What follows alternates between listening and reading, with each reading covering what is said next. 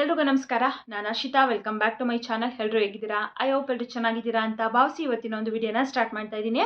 ಗೃಹಲಕ್ಷ್ಮಿ ಯೋಜನಾ February ಆಗಿ March ತಿಂಗಳ pending ಹಣ ಏನಿದೆ ಅದು ಅತಿ ಶೀಘ್ರದಲ್ಲಿ ಬಿಡುಗಡೆ ಆಗುತ್ತೆ ಅಂತ ಹೇಳ್ಬಿಟ್ಟು ಮಾಹಿತಿ ಬರ್ತಾ ಇರುವಂಥದ್ದು. ಹಾಗಾದರೆ ಇದೇ ತಿಂಗಳಲ್ಲಿ ಮಾಡ್ತಾರೆ. ಅತಿ ಶೀಘ್ರದಲ್ಲಿ ಅಂದರೆ ಯಾವಾಗ, ದಿನಾಂಕ ಏನಾದರೂ ಫಿಕ್ಸ್ ಆಗಿದೆಯಾ ಏನು ಅಂತ ಹೇಳ್ಬಿಟ್ಟು ಅದ್ರ ಬಗ್ಗೆ ತಿಳಿಸ್ಕೊಡ್ತಾ ಇದ್ದೀನಿ. ಆ್ಯಂಡ್ ಇಷ್ಟೇ ಅಲ್ಲ, 25ನೇ ಕಂತಿನ ಹಣನೂ ಕೂಡ ಯಾವಾಗ ಬಿಡುಗಡೆ ಆಗುತ್ತೆ, ಇವಾಗ ಸಾಕಷ್ಟು ಯೂಟ್ಯೂಬ್ ಚಾನಲ್ಗಳಲ್ಲಿ ಆ ಸಂಕ್ರಾಂತಿ ಹಬ್ಬದ ದಿನನೇ ಬಿಡುಗಡೆ ಆಗುತ್ತೆ ಅಂತ ಹೇಳ್ಬಿಟ್ಟು ತಿಳಿಸ್ತಾ ಇದ್ದಾರೆ. ಹಾಗೆ ಕೆಲವೊಂದಿಷ್ಟು ಚಾನಲ್ಗಳಲ್ಲಿ ಆಲ್ರೆಡಿ ಬಿಡುಗಡೆ ಆಗೋಗಿದೆ, ಇಷ್ಟು ಜಿಲ್ಲೆಗೆ ಅಷ್ಟು ಜಿಲ್ಲೆಗೆ ಬಂದಿದೆ ಅಂತಲೂ ಕೂಡ ತಿಳಿಸ್ತಾ ಇದ್ದಾರೆ. ಹಾಗೆ ದಿನಾಂಕನೂ ಕೂಡ ಫಿಕ್ಸ್ ಆಗಿದೆ ಅಂತಲೂ ಕೂಡ ತಿಳಿಸ್ತಾ ಇದ್ದಾರೆ. ಸೊ ಹಾಗಾದರೆ ನಿಜವಾಗ್ಲೂ ಸಂಕ್ರಾಂತಿ ಹಬ್ಬದ ದಿನ ಬಿಡುಗಡೆ ಆಗುತ್ತಾ ಅಥವಾ ಆಲ್ರೆಡಿ ಬಿಡುಗಡೆ ಆಗೋಗಿದೆಯಾ ಏನು ಅಂತ ಹೇಳ್ಬಿಟ್ಟು ಅದ್ರ ಬಗ್ಗೆನೂ ಕೂಡ ಡೀಟೇಲ್ ಆಗಿ ತಿಳಿಸ್ಕೊಡ್ತಾ ಇದ್ದೀನಿ.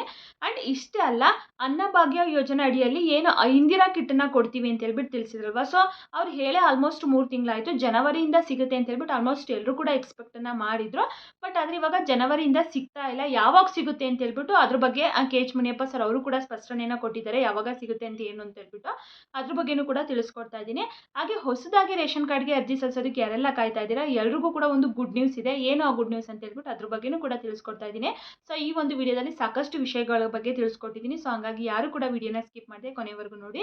ಹಾಗೆ ನೀವೇನಾದರೂ ನನ್ನ ಚಾನಲ್ನ ಫಸ್ಟ್ ಟೈಮ್ ನೋಡ್ತಾ ಇದ್ದೀರಾ, ಹೊಸದಾಗಿ ಏನಾದರೂ ನನ್ನ ಚಾನಲ್ ನೋಡ್ತಾ ಇದ್ದೀರಾ ಅಂತಂದರೆ ಪ್ಲೀಸ್ ಅರ್ಷಿತಾ ಯೂಟ್ಯೂಬ್ ಚಾನಲ್ನ ಸಬ್ಸ್ಕ್ರೈಬ್ ಮಾಡ್ಕೊಳ್ಳಿ. ಹಾಗೆ ಈ ಒಂದು ಮಾಹಿತಿ ಇಷ್ಟ ಆದರೆ ಪ್ಲೀಸ್ ವಿಡಿಯೋಗೊಂದು ಲೈಕ್ ಮಾಡಿ. ಬನ್ನಿ ವಿಡಿಯೋನ ಸ್ಟಾರ್ಟ್ ಮಾಡೋಣ. ಫಸ್ಟು ಫೆಬ್ರವರಿ ಮಾರ್ಚ್ ತಿಂಗಳ ಹಣದ ಬಗ್ಗೆ ತಿಳ್ಕೊಂಬಿಡೋಣ. ಫೆಬ್ರವರಿ ಹಾಗೆ ಮಾರ್ಚ್ ತಿಂಗಳ ಹಣನ ಇಷ್ಟರಲ್ಲಿ ಬಿಡುಗಡೆ ಮಾಡಬೇಕಾಗಿತ್ತು. ಆಲ್ಮೋಸ್ಟು ಇದ್ರ ಬಗ್ಗೆ CM ಸಿದ್ದರಾಮಯ್ಯ ಸರ್ ಅಪ್ಡೇಟ್ ಕೊಟ್ಟರು. ಹಾಗೆ ಲಕ್ಷ್ಮೀ ಹೆಬ್ಬಾಳ್ಕರ್ ಮೇಡಮ್ ಕೂಡ ಅಪ್ಡೇಟನ್ನು ಕೊಟ್ಟರು. ಅತಿ ಶೀಘ್ರದಲ್ಲಿ ಬಿಡುಗಡೆ ಮಾಡ್ತೀನಿ ಅಂತ ಹೇಳ್ಬಿಟ್ಟು ಚಳಿಗಾಲ ಅಧಿವೇಶನ ಏನು ನಡೀತು ಅವಾಗಲೇ ತಿಳಿಸಿದ್ರು. ಅವಾಗೇ ಅವರು ಇಷ್ಟರಲ್ಲಿ ಬಿಡುಗಡೆ ಆಗಬೇಕಾಗಿತ್ತು ಅವ್ರು ಹೇಳಿದ್ದು ನೋಡಿದರೆ. ಬಟ್ ಇನ್ನೂ ಕೂಡ ಬಿಡುಗಡೆ ಆಗಿಲ್ಲ.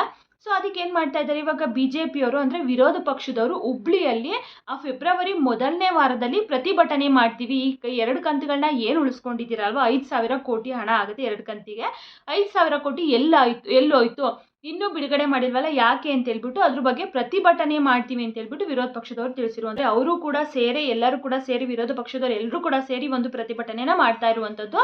5,000 ಕೋಟಿ ಹಣ ಎಲ್ಲೋಯ್ತು, ಯಾಕೆ ನೀವು ಕೊಟ್ಟಿಲ್ಲ ಹೇಳಿ, ಎಷ್ಟು ದಿನ ಆಯಿತು, ಇನ್ನೂ ಯಾಕೆ ಬಿಡುಗಡೆ ಮಾಡಿಲ್ಲ, ಬೇಗ ಬಿಡುಗಡೆ ಮಾಡಿ. ಇವಾಗ ಪ್ರತಿ ತಿಂಗಳೇನೋ ಕೊಡ್ತಾ ಇದ್ರು, ಹಂಗಾಗಿ ನಾವು ಸುಮ್ಮನೆ ಆಗಿದ್ದು. ಇವಾಗ 2 ತಿಂಗಳನ್ನೇ ಎಗ್ರಿಸ್ಬಿಟ್ಟಿದ್ದೀರಾ, ಮತ್ತೆ ಇವಾಗ ಹೊಸದಾಗಿ 3 ತಿಂಗಳು ಪೆಂಡಿಂಗ್ ಇದೆ.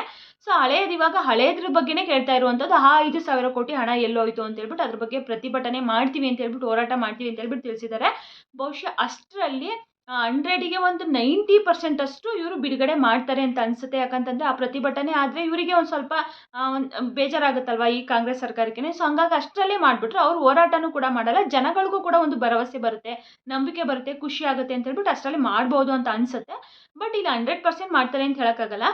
ಟೋಟಲ್ ಫೆಬ್ರವರಿ ಮೊದಲನೇ ವಾರ ಅಂತ ಹೇಳಿರೋದ್ರಿಂದ ಈ ತಿಂಗಳಲ್ಲಂತೂ ಇವರು ಫೆಬ್ರವರಿ ಅಥವಾ ಮಾರ್ಚ್ ತಿಂಗಳಲ್ಲಿ 2 ಕಂತಿನ ಹಣದಲ್ಲಿ 1 ಕಂತಿನ ಬಿಡುಗಡೆ ಮಾಡಬಹುದು, ಅಥವಾ 2ನ್ನೂ ಕೂಡ ಮಾಡ್ಬೋದು, ಅಥವಾ 25ನೇ ಕಂತಿನ ಹಣ ಏನಿದೆ ಆ ಒಂದು ಕಂತನ್ನು ಕೂಡ ಅವರು ಬಿಡುಗಡೆ ಮಾಡ್ಬೋದು. ಒಟ್ಟಿನಲ್ಲಿ ಈಗ ಟೋಟಲ್ 5 ಕಂತಿನ ಹಣದಲ್ಲಿ ಒಂದು 2 ಕಂತಾದರೂ ಬಿಡುಗಡೆ ಮಾಡಿದರೆ, 2-3 ಕಂತಾದರೂ ಕೂಡ ಬಿಡುಗಡೆ ಮಾಡಿದರೆ ಎಷ್ಟೋ ಖುಷಿಯಾಗುತ್ತೆ ಜನಗಳಿಗೆ ಅಂತಲೇ ಹೇಳ್ಬೋದು. ಆಗ BJP ಅವ್ರಿಗೂ ಕೂಡ ಒಂದು ರೀತಿ ಉತ್ತರ ಕೊಟ್ಟಂಗೆ ಆಗುತ್ತೆ. ಅಟ್ಲೀಸ್ಟ್ ನೋಡೋಣ ಈ ತಿಂಗಳಲ್ಲಿ ಬಿಡುಗಡೆ ಮಾಡ್ತಾರಾ ಏನು ಅಂತ ಹೇಳ್ಬಿಟ್ಟು. ಒಟ್ಟಿನಲ್ಲಿ 100% ಅಷ್ಟರಲ್ಲಿ 1 ಕಂತು 2 ಕಂತಾದರೂ ಮಾಡೇ ಮಾಡ್ತಾರೆ. ಸೊ ಇದು ಹೊಸ ಅಪ್ಡೇಟ್ ಬಂದಿರುವಂಥದ್ದು. ಫೆಬ್ರವರಿ ತಿಂಗಳಲ್ಲಿ ಮೊದಲನೇ ವಾರದಲ್ಲಿ ನಾವು ಒಂದು ಪ್ರತಿಭಟನೆ ಮಾಡ್ತೀವಿ ಅಂತ ಹೇಳ್ಬಿಟ್ಟು ವಿರೋಧ ಪಕ್ಷದವರು ತಿಳಿಸಿದ್ದಾರೆ. ಅಷ್ಟರಲ್ಲಿ ಮಾಡೇ ಮಾಡ್ತಾರೆ, ವೆಯ್ಟ್ ಮಾಡಿ ನೋಡೋಣ. ಇನ್ನು 25ನೇ ಕಂತಿನ ಹಣ ಸಂಕ್ರಾಂತಿ ಹಬ್ಬಕ್ಕೆ ಬರುತ್ತೆ ಅಂತ ಹೇಳ್ಬಿಟ್ಟು ತುಂಬ ಜನ ಹೇಳ್ತಾ ಇದ್ದಾರೆ. ಕೆಲವೊಂದಿಷ್ಟು ಜನ ನಿಜವಾಗ್ಲೂ ಸಂಕ್ರಾಂತಿ ಹಬ್ಬದ ದಿನವೇ ಬರುತ್ತಾ ಏನು, ಅದ್ರ ಬಗ್ಗೆ ಏನಾದರೂ ಅಪ್ಡೇಟ್ ಕೊಡಿ ಅಂತ ಹೇಳ್ಬಿಟ್ಟು ಕೇಳ್ತಾ ಇದ್ದಾರೆ.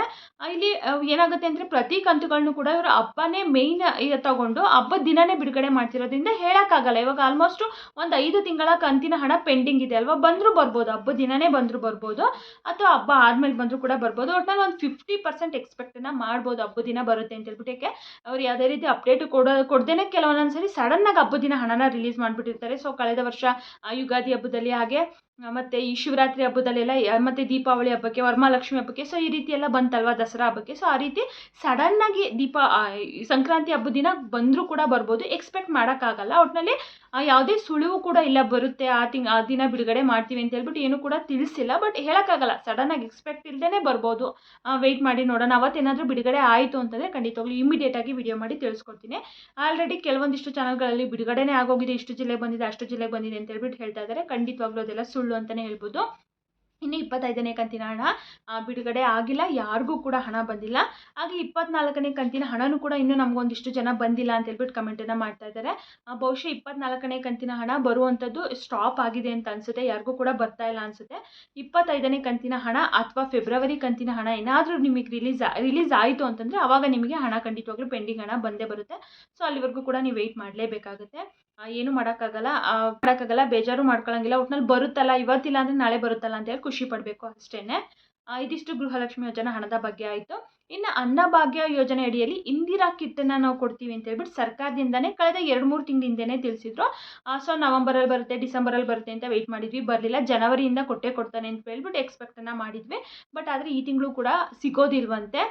ಮಾರ್ಚಿಂದ ಸಿಗುತ್ತೆ ಅಂತ ಹೇಳ್ಬಿಟ್ಟು ಆಹಾರ ಸಚಿವರಾದಂಥ ಕೆ ಎಚ್ ಮುನಿಯಪ್ಪ ಸರ್ ಅವರು ತಿಳಿಸಿರುವಂಥದ್ದು. ಯಾಕಂತಂದರೆ ಇವಾಗ ಎಲ್ಲ ಕಡೆಗೂ ಕೂಡ ಡಿಸ್ಟ್ರಿಬ್ಯೂಟ್ ಮಾಡಬೇಕಲ್ಲ. ಈಗೇನು ಒಂದು 5 ಎಣ್ಣೆ ಬೇಳೆಕಾಳುಗಳನ್ನ ಕೊಡ್ತೀವಿ ಅಂತ 5 ಪದಾರ್ಥಗಳನ್ನ ಕೊಡ್ತೀವಿ ಅಂತ ಹೇಳ್ತಿದಾರಲ್ವಾ. ಸೊ ಅದನ್ನೆಲ್ಲ ಅಡ್ಜಸ್ಟ್ ಮಾಡ್ಕೋಬೇಕು, ಎಲ್ಲ ಕಡೆಗೂ ಡಿಸ್ಟ್ರಿಬ್ಯೂಟ್ ಮಾಡಬೇಕು. ಮತ್ತು ಈಗ ಅದನ್ನು 6 ತಿಂಗಳವರೆಗೂ ಕೂಡ ಯಾರಿಗೋ ಕಾಂಟ್ರಾಕ್ಟನ್ನು ಕೊಡ್ತಾರಂತೆ. ಕೊಟ್ಟು ಅದನ್ನು ಅರೇಂಜ್ ಮಾಡಿ ನಾವು ಮಾರ್ಚಿಂದ ಕೊಡ್ತೀವಿ ಅಂತ ಹೇಳ್ಬಿಟ್ಟು ತಿಳಿಸಿರುವಂಥದ್ದು. ಸದ್ಯಕ್ಕೆ ಈ ತಿಂಗಳಲ್ಲೂ ಸಿಗಲ್ಲ, ಫೆಬ್ರವರಿನಲ್ಲೂ ಸಿಗಲ್ಲ, ಮಾರ್ಚಿಂದ ಸಿಗುತ್ತೆ ಅಂತ ಹೇಳ್ಬಿಟ್ಟು ತಿಳಿಸಿರುವಂಥದ್ದು. ಸೊ ಯಾರು ಕೂಡ ಈ ತಿಂಗಳೇ ಬರುತ್ತೆ ಅಂತ ಹೇಳಿ ಎಕ್ಸ್ಪೆಕ್ಟನ್ನು ಮಾಡಬೇಡಿ. ಇನ್ ಕೇಸ್ ಏನಾದರೂ ಕೊಟ್ಟರು, ಯಾವುದಾದ್ರೂ ರೇಷನ್ ಡಿಪೋಗಳಲ್ಲಿ ಕೊಟ್ಟರು ಅಂತಂದರೆ ನಿಮ್ಮ ಜಿಲ್ಲೆಯಿಂದ ಮೆನ್ಷನ್ ಮಾಡಿ, ಹಾಗೆ ಏನೇನು ಕೊಟ್ಟಿದ್ದಾರೆ ಪದಾರ್ಥ ಅನ್ನೋದನ್ನು ಕೂಡ ಮೆನ್ಷನ್ ಮಾಡಿ ತಿಳಿಸಿ, ಓಕೆನಾ. ಸದ್ಯಕ್ಕೆ ಈ ತಿಂಗಳಲ್ಲಂತೂ ಸಿಗೋದಿಲ್ಲ. ಕ್ಲಿಯರಾಗಿ ಗೊತ್ತಾಯಿತು ಅಂದ್ಕೊತೀನಿ. ಇನ್ನು ರೇಷನ್ ಕಾರ್ಡ್ಗೆ ಸಂಬಂಧಪಟ್ಟಂತೆ ಒಂದು ಗುಡ್ ನ್ಯೂಸ್ ಇದೆ ಅಂತ ಹೇಳಿದೆ ಅಲ್ವಾ. ತುಂಬ ಜನ ರೇಷನ್ ಕಾರ್ಡ್ಗೆ ಅರ್ಜಿನ ಸಲ್ಲಿಸೋದಕ್ಕೆ, ಹೊಸದಾಗಿ ರೇಷನ್ ಕಾರ್ಡ್ ಪಡೆಯೋದಕ್ಕೆ ಕಾಯ್ತಾ ಇದ್ರೆ ಫೈನಲಿ ಅಪ್ಲಿಕೇಶನ್ಗಳನ್ನ ಬಿಡ್ತೀವಿ ಅಂತ ಹೇಳ್ಬಿಟ್ಟು ತಿಳಿಸಿದ್ದಾರೆ. ಫೆಬ್ರವರಿ ಮೊದಲನೇ ವಾರದಲ್ಲಿ ಹೊಸ ರೇಷನ್ ಕಾರ್ಡ್ಗೆ ಅರ್ಜಿ ಸಲ್ಲಿಸೋದಕ್ಕೆ ಅಪ್ಲಿಕೇಶನ್ಗಳನ್ನ ಬಿಡ್ತೀವಿ ಅಂತ ಹೇಳ್ಬಿಟ್ಟು ತಿಳಿಸಿದ್ದಾರೆ. ಸೊ ಯಾರೆಲ್ಲ ಸಲ್ಲಿಸಬೇಕು ಅಂತ ಅಂದ್ಕೊಂಡಿರ್ತೀರಾ, ಡಾಕ್ಯುಮೆಂಟ್ಸ್ಗಳನ್ನ ರೆಡಿ ಮಾಡಿ ಇಟ್ಕೊಳ್ಳಿ. ಬಿಟ್ಟ ತಕ್ಷಣನೇ ಇಮಿಡಿಯೇಟಾಗಿ ಸಲ್ಲಿಸ್ಬಿಡಿ. ಯಾಕೆಂದರೆ ಹೇಳೋಕ್ಕಾಗಲ್ಲ ಎಷ್ಟು ದಿನ ಕಾಲಾವಕಾಶ ಕೊಡ್ತಾರೋ, ಮತ್ತು ಒಂದು ದಿನದಲ್ಲಿ ಎಷ್ಟು ಅವರ್ ಕೊಡ್ತಾರೋ, ಮತ್ತು ಟೆಕ್ನಿಕಲ್ ಇಶ್ಯೂಸ್ ಅವು ಇವು ಸಮಸ್ಯೆಗಳು ಇದ್ದೇ ಇರುತ್ತೆ. ಸೊ ಹಂಗಾಗಿ ನೀವು ಅಡ್ವಾನ್ಸ್ ದಾಖಲೆಗಳನ್ನ ರೆಡಿ ಮಾಡಿ ಇಟ್ಕೊಂಡ್ರಿ ಅಂತಂದರೆ ಬಿಟ್ಟ ತಕ್ಷಣ ಇಮಿಡಿಯೇಟಾಗಿ ಹೋಗಿ ಹಾಕ್ಬಿಡ್ಬೋದು. ಸೊ ಹಾಗಾಗಿ ಬೇಗ ದಾಖಲೆಗಳನ್ನ ರೆಡಿ ಮಾಡಿ ಇಟ್ಕೊಳ್ಳಿ. ಫೆಬ್ರವರಿ ಮೊದಲನೇ ವಾರದಲ್ಲಿ ಅಪ್ಲಿಕೇಶನ್ಗಳು ಸ್ಟಾರ್ಟ್ ಆಗ್ತಾ ಇರುವಂಥದ್ದು. ಡಾಕ್ಯುಮೆಂಟ್ಸ್ಗಳು ಸಿಂಪಲ್ಲು, ಎಲ್ಲರದು ಕೂಡ Aadhaar card, photo, mobile number ಮತ್ತು ಇನ್ಕಮ್ ಸರ್ಟಿಫಿಕೇಟು, ಕಡ್ಡಾಯವಾಗಿ ಇನ್ಕಮ್ ಸರ್ಟಿಫಿಕೇಟ್ ಇಷ್ಟು ಕೂಡ ಬೇಕಾಗುತ್ತೆ. ಇಷ್ಟು ದಾಖಲೆಗಳು ನಿಮ್ಮ ಹತ್ರ ಇತ್ತು ಅಂತಂದರೆ ನೀವು ಇಮಿಡಿಯೇಟಾಗಿ ರೇಷನ್ ಕಾರ್ಡ್ಗೆ ಅರ್ಜಿನ ಸಲ್ಲಿಸ್ಬೋದಾಗಿರುತ್ತೆ. ಸೊ ಇವತ್ತಿನ ಮಾಹಿತಿ ಇದಾಗಿತ್ತು. ಯಾರೆಲ್ಲ ವಿಡಿಯೋನ ನೋಡಿದರೆ ಎಲ್ರಿಗೂ ಕೂಡ ತುಂಬಾ ಥ್ಯಾಂಕ್ಸ್.